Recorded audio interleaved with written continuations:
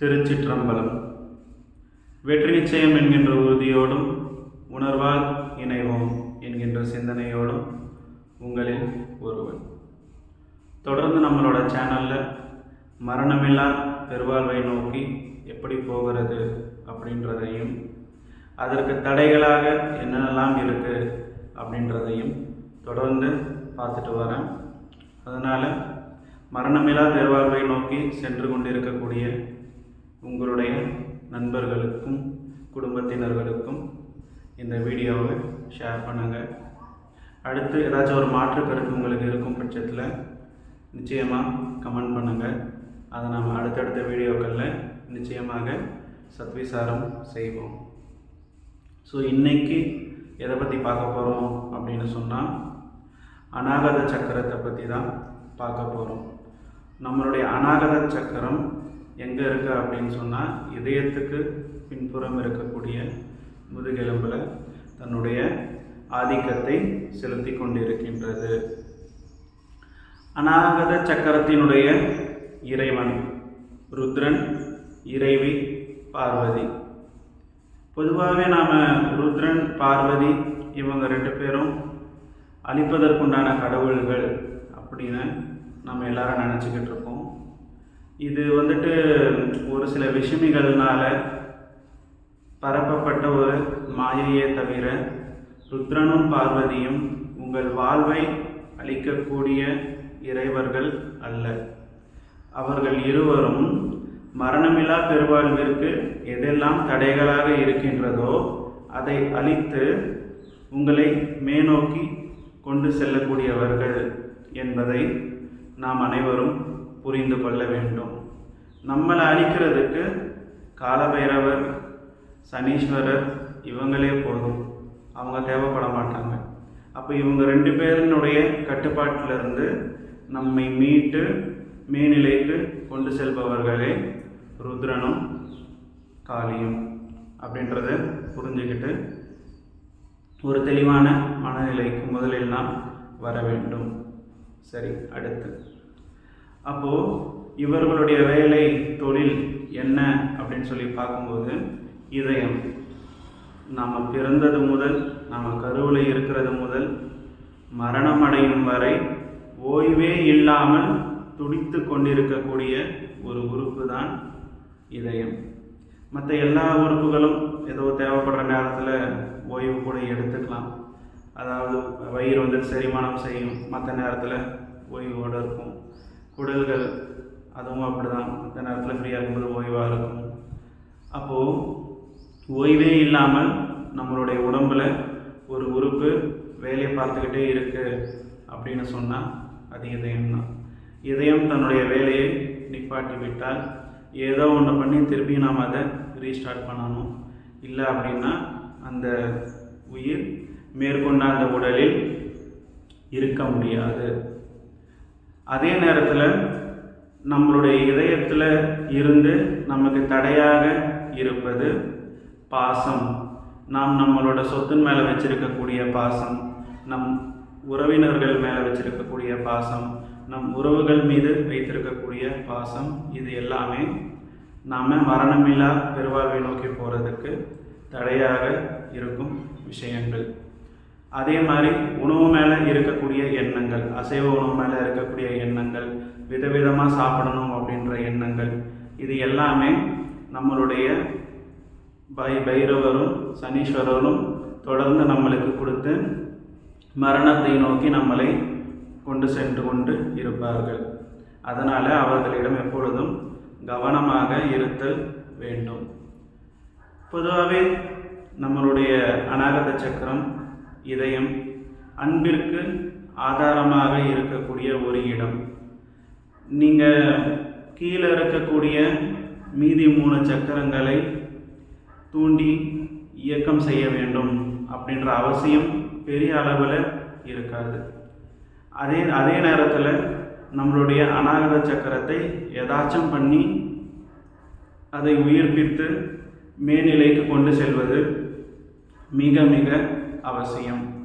நம்ம உடம்பை உருவாக்கும் பொழுதே எப்படி உருவாகி இருக்கும்னு சொன்னால், நம்மளுடைய நெஞ்சுக்கூட்டுக்கு கீழே டயாஃப்ரம் இருக்கும். அது ஃபுல்லாக செப்பரேட் பண்ணியிருக்கும். கீழே இருக்கிற உறுப்புகளையும் மேலே இருக்கக்கூடிய உறுப்புகளையும் தனித்தனியாக செக்மெண்ட்டாக பிரிச்சிருக்கும். அப்போது மணிப்பூரகத்திலிருந்து கீழே இருக்கக்கூடிய மூலாதாரம் வரைக்கும் ஒரு செட்டு, அடுத்து நம்மளுடைய அநாகதத்திலிருந்து உச்சி வரைக்கும் இருக்கக்கூடிய ஆதாரங்கள் ஒரு செட், 2 வகையாக இருக்கும். அப்போது டயாஃப்ரம்க்கு கீழே நமக்கு விஷ்ணுவாசியும், அநாகதத்துக்கு மேலே நமக்கு சிவவாசியும் இருக்கும். அப்போது கீழே இருக்கக்கூடிய குண்டலினி யோகம் தனியாக நாம் பயிற்சி பண்ணி ஏற்றணும் அப்படின்ற அவசியம் கிடையாது. குண்டலினி அப்படின்றது சக்தியை அடிப்படையாக கொண்டு செய்யக்கூடிய ஒரு யோகம், சரிங்களா? அதனால் குண்டலினியை ஏற்றி சிரமப்பட்டு நாம் செய்கிறத விட நேரடியாக இதய சக்கரத்தில் இருந்தே நாம் முன்னேறி சென்று விடலாம் அப்படின்றது தான் உண்மை. அதை தான் வள்ளல் பெருமானும், இங்கே இருக்கக்கூடிய இறைவன் அருட்பெரும் ஜோதி, அதே மாதிரி இங்கே இருக்கக்கூடிய இறைவனும் அருட்பெரும் ஜோதி, அப்புறம் இங்கே இருக்கக்கூடிய இறைவன் தனிப்பெரும் கருணை, மீண்டும் உச்சியில் அவரே அருட்பெரும் ஜோதியாக இருக்கார் அப்படின்ற மகா மந்திரத்தை கொடுத்திருக்கிறார். இந்த விஷயத்தில் நிறைய பேர் என்ன பண்ணுறாங்க அப்படின்னு சொன்னால், நம்மளுடைய அடியார் பெருமக்கள் இறைவன் மீது அளவு கடந்த அன்பையும் பக்தியையும் வைத்திருக்கின்றார்கள்.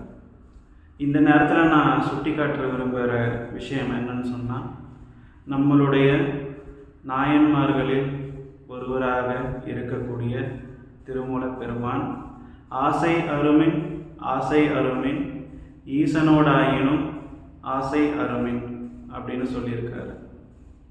அதற்கு முக்கிய காரணம் என்ன அப்படின்னு பார்க்கும்போது, ராமர் தான் இந்த பூமியில் பிறந்த பிறவி நோக்கம் முடிவடைந்து விட்டது.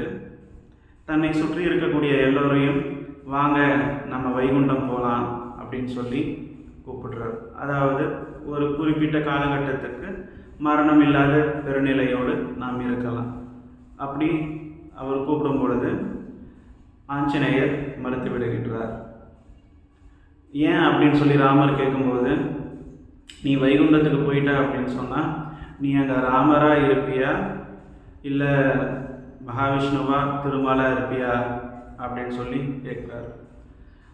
அதுக்கு ராமர் என்ன சொல்கிறாரு, நான் ஏதோ ஒரு காரணத்துக்காக இந்த பூமியில் அவதாரம் எடுத்தேன், என்னுடைய பிறவி நோக்கம் முடிந்து விட்டது, அதனால் மேலும் ராமர் பூமியில் இருக்கக்கூடிய அவசியம் இல்லை, அதனால் நான் வைகுண்டம் செல்ல வேண்டும், நான் அங்கே போயிட்டதுக்கப்புறமேட்டு நான் ராமனாக இருக்க மாட்டேன், திருமாலாகத்தான் இருப்பேன் அப்படின்னு சொல்லிட்டு அவர் சொன்னதும் ஆஞ்சநேயர் என்ன பண்ணுறாரு, சரி அப்படின்னா நான் அங்கே வரலை, நான் வந்துட்டு ராமபக்தன், நான் ராமநாமத்தை தினமும் கேட்டுகிட்டே இருக்கணும், ஒருவேளை நான் அங்கே வந்துட்டேன் அப்படின்னு சொன்னால் உன்னை வேற ஒரு பேரை சொல்லி கூப்பிடுவாங்க, அதனால் என்னால் அங்கே வர முடியாது, ராமநாமம் எங்கே இருக்கோ அங்கே நான் இருப்பேன் அப்படின்னு சொல்லிட்டு அங்கே போகாமல் இங்கேயே இருந்துருவார்.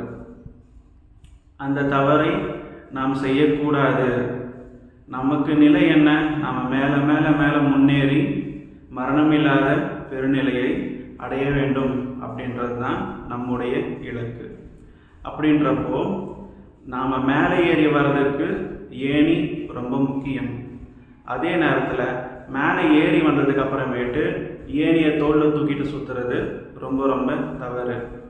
உங்களுடைய குருமார்கள் யாராக வேணுனாலும் இருக்கட்டும், உங்களுக்கு அவங்க டீச்சை கொடுத்துருப்பாங்க, தொட்டு காமிச்சிருப்பாங்க, அப்படி அவர்கள் செய்த விஷயங்கள் மூலமாக உங்களுடைய வாழ்க்கை முன்னேறி இருக்கின்றது. ரொம்ப ரொம்ப சந்தோஷமான விஷயம் அது. ஏன்னா குரு இல்லாமல் எந்த ஒரு விஷயத்தையும் நம்ம செய்ய முடியாது. அப்படின்ற பட்சத்தில் உங்களுடைய குரு உங்களுடைய மேல்நிலைக்கு காரணமாக இருக்கின்றார் என்றால் நீங்கள் குருவையும் மிஞ்சிய சிஷ்யர்களாக இருக்க வேண்டும்.